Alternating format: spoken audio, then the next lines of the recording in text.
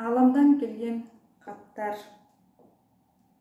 Көгүлтүр оттун жанында күндө олтуруп, ойлондум далай кыргызда кайсы жолулук.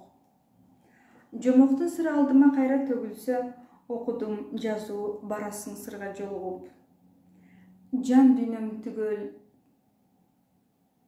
денемде барат алоолоп, калкына камкор боло алган адам жолулук.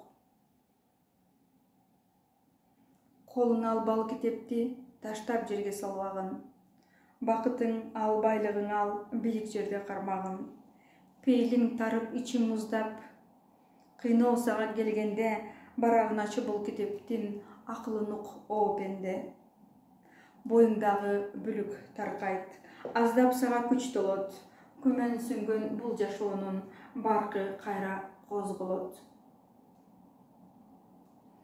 Бал китеп сунган ааламдын түпкүр асманы. Жардамдаш болуп кыргызга катты жазганы. Каргаша баскан каран түн кетсин элимден, жаркыган маанай ап келсин күндүн аптабы. Ай жылдыз салган акылдын терең сыры бар. Көңүлгө түйсөң гүлдөйт дейт кыргыз бакшагы.